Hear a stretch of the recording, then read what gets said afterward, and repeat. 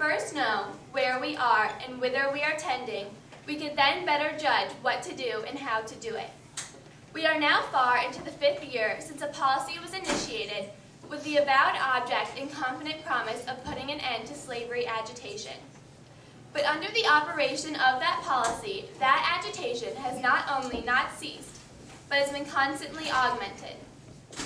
In my opinion, it will not cease until a crisis shall have been reached and passed. A house divided against itself cannot stand. I believe that this government cannot endure permanently half slave and half free. I do not expect the Union to be dissolved. I do not expect the house to fall. But I do believe it will cease to be divided. It will become all one thing or all the other. Either the opponents of slavery will arrest the further spread of it and place it where the public mind shall rest in the belief that it is in the course of ultimate extinction, or its advocates will push it forward until it should become alike lawful in all states, old as well as new, north as well as south. Have we no tendency to the latter condition? Let anyone who doubts carefully contemplate that now almost complete legal combination, piece of machinery, so to speak, compounded of the Nebraska Doctrine and the Dred Scott decision. Let him consider not only what work the machinery is adapted to and how well adapted, but let him study the history of its construction and trace if he can, or rather fail if he can, to trace the evidence of design and concert of action among its chief architects from the beginning. But so far, Congress only had acted, and an endorsement in the people, real or apparent, was indispensable to save the point already gained and give chance for more. The new year of 1854 found slavery excluded from more than half the states by the state constitutions and from most of the national territory by congressional prohibition. 4 days later commenced the struggle which ended in the repealing of that congressional prohibition. This opened all the national territory to slavery and was the first point gained. This necessity had not been overlooked, but had been provided for, as well as might be, in the notable argument of squatter sovereignty, otherwise called sacred right of self-government, which latter phrase, though expressive of the only rightful basis of any government, was so perverted in this attempted use of it as to amount to just this, that if one man choose to enslave another, no third man shall be allowed to object. That was Lincoln's House Divided speech, and now I'll start my analysis. This speech was one of Lincoln's greatest and most famous, but to fully understand it, you must place it in historical context. 3 major political events leading up to the election were the Missouri Compromise of 1820, the Kansas-Nebraska Act, and the Dred Scott decision. At the time, the United States was deeply divided over the issue of slavery between the North and the South. Both sides wanted freedom. To the slaves, freedom meant being able to live their own lives, but to the slave owners, freedom meant having the right to own slaves. There was tension between the northern and the southern states, and the country was on the verge of a civil war. In 1820, Congress passed a law which stated that slavery was prohibited north of the parallel 3630 in the Louisiana Purchase, called the Missouri Compromise of 1820. In 1854, the Missouri Compromise was appealed with the Kansas-Nebraska Act.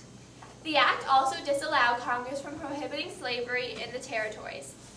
Lincoln and others believed that this was an act of popular sovereignty, meaning that the people's personal opinions overpowered the better judgment of the Congress, and that was another step towards ultimate slavery in the nation. The Dred Scott decision was the infamous Supreme Court decision that denied the humanity of slaves and allowed their masters to bring them to and from free states. Dred Scott was an African-American born into slavery and was sold to Mr. John Emerson 31 years later. While in his possession, he brought him back and forth between slave states and free states. In 1853, 3 years after Mr. Emerson's death, Dred Scott sued Mrs. Emerson for his freedom in the St. Louis Circuit Court, and the court ruled against Scott. Scott and his lawyers appealed that decision to the Supreme Court in the case Scott v. Sanford. In 1857, the court stated that he is still a slave and has always been personal property, so he has never been free. The court stated that because slaves were considered property and not U.S. citizens, and thus they were not eligible to sue in the federal court. The court also stated that the Missouri Compromise was unconstitutional because it permitted Congress to prohibit slavery. This decision caused uproar in the anti-slavery movement. On June 16, 1858, the Illinois State Republican Convention met to nominate Abraham Lincoln for the Senate seat at the time held by Democrat Stephen A. Douglas. Lincoln gave his House divided speech that very same day in Springfield, Illinois. Expecting his nomination, Lincoln had already written his speech and previewed it to a few men to advise him on it. He received feedback from the men who thought it was more eloquent than wise, and they were very disapproving of it. John L. Scripps liked it, but thought it could possibly be considered a promise for war between the North and the South. Overall, they thought it wasn't smart because it was so opinionated and Lincoln needed votes from both sides in order to win. But Lincoln gave this speech anyway. In the speech, Lincoln touched on many different issues confronting America at the time.